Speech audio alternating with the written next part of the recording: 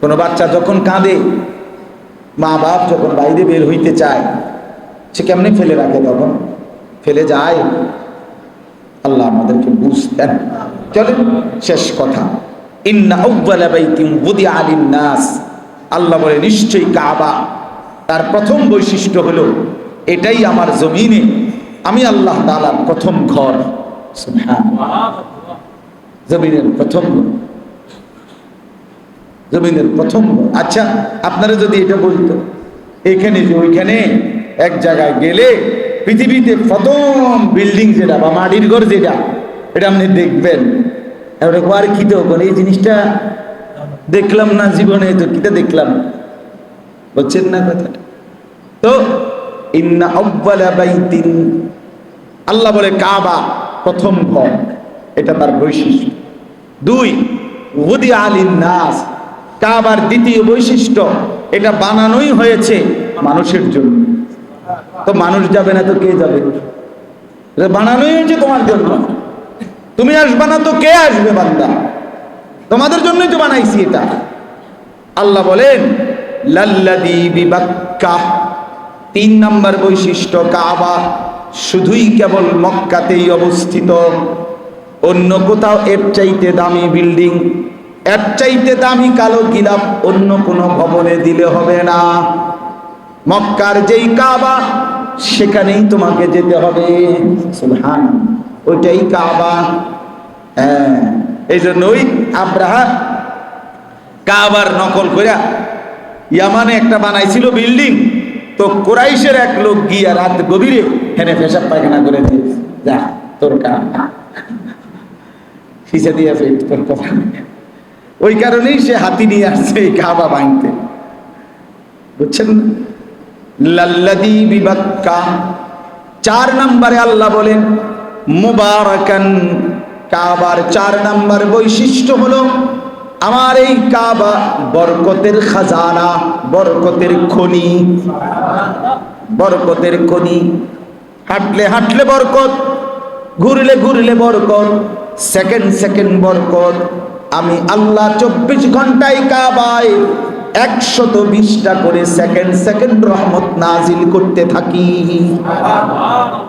আর চারপাশে যারা তাওয়াফ করে, নামাজ পড়ে, কিংবা শুধু কাবার দিকে তাকিয়ে থাকে, এই 120টা রহমত আমি তাদের মধ্যে বন্টন করতে থাকি। এটা বড়, শুধুই বড়, শুধুই বড়।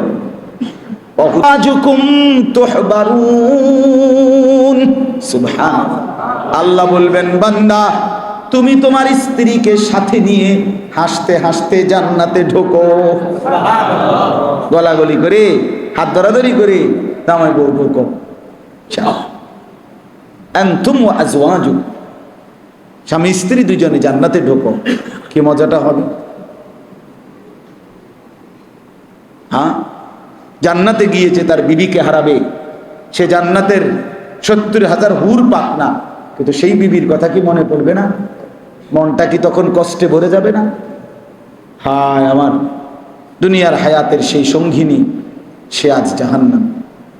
যে স্ত্রী জাহান্নামে যাবে, জান্নাতে যাবে, স্বামীটা জাহান্নামী হবে, সে কি মনে পড়বে না স্বামীর কথা?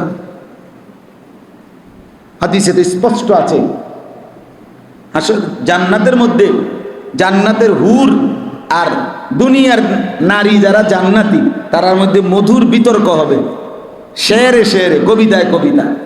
এটা হাদিস আছে। ওরা মানে তর্ক করবে কে উত্তম,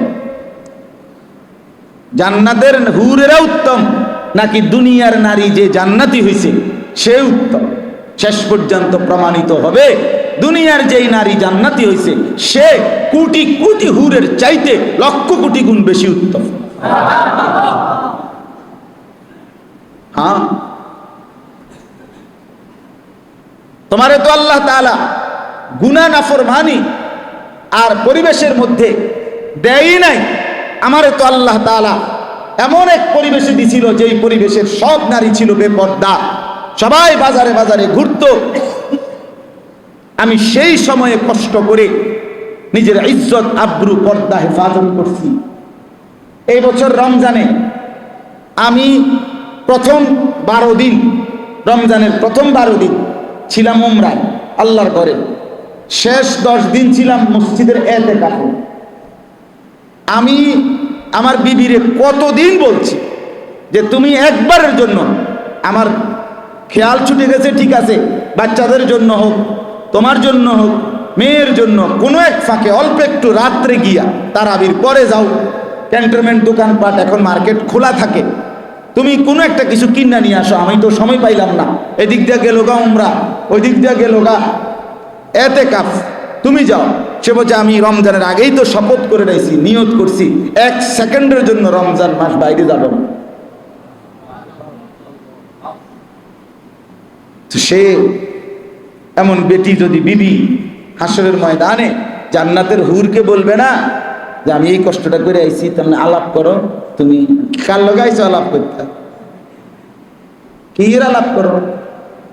একজন লোক মনে করেন অন্ধ, জন্মান্ধ, এমনি যদি কয় এখানে বইয়া আল্লাহর রহমতে আপনাদের দোয়ায় আল্লাহর শপথ করে বলতে পারি জীবনে কোনোদিন ভিন নারী পর নারী দেখি নাই, আপনারা কি করবেন? সুবহানাল্লাহ। ওরা না আব্দুল কাদের জিলানী নাকি? ওটা কি আব্দুল কাদের জিলানী? হেই বেটা, তুই তো চোখেই দেখো না, ওরা তোর কি বেগানা নারী কি তার এগানা নারী কি তার, ঠিক কিনা বলেন না কেন? এখানের মধ্যে বেড়াগিরি কি আছে? এখানে তুমি তো চোখেই দেখো না।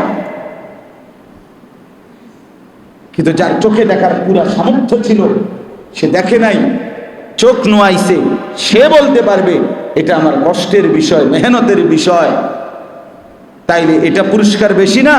এই জন্য দুনিয়ার স্ত্রী যদি জান্নাতি হয়, নারী জান্নাতি হয়, জান্নাতের 70,000 না 70 কোটি নারীর উপরে যা দুনিয়ার নারী হবে সর্দার। সর্দার। যাই হোক, কথার প্রসঙ্গে আমরা অন্য কথা লম্বা করে বলে ফেললাম। একই হিসাব আপনার জন্যই বলা, যখন যা আল্লাহ তাআলার পক্ষ থেকে দিলে আসলো বললাম আল্লাহরই পক্ষ থেকে। এজন্য আপনাদের কাছে অনুরোধ করি, এই আজকে যারা এই মজমার মধ্যে বসছেন, বা আমি একটু শক্ত বলে ফেলছি ফজরের নামাজের বিষয়টা, কিন্তু আমার এটা খুব দিলে লাগে, আমার এটা খুব বেশি কষ্ট লাগে যে আরে মুসলমান এটা একটা বেশি বেশরম আমার কাছে মনে হয়। একটা হলো আমি ঘুমাইছি না, আমি ঘুমাইলাম, আমি কেন ফজরের নামাজ পড়বো না? সকালবেলা একটা মানুষের অফিস থাকে না, দোকান থাকে না, কোনো কারণ নাই, মানে ব্যস্ততার কোনো অজুহাত ফজরের নামাজের সময় আছে কি ভাইয়া? ফজরের নামাজের ওয়াক্তে কার কার অফিস খোলে, কোন কোন ব্যাংক খোলে? ফজরের ওয়াক্তে একটা ঠিক ফজরের টাইমে আপনি দোকান খুলতে হইব, এটা এমন জরুরি কাজ। তাহলে আপনি কোন গাছটা কাটেন ফজরের সময় ঘুমটা ছাড়া?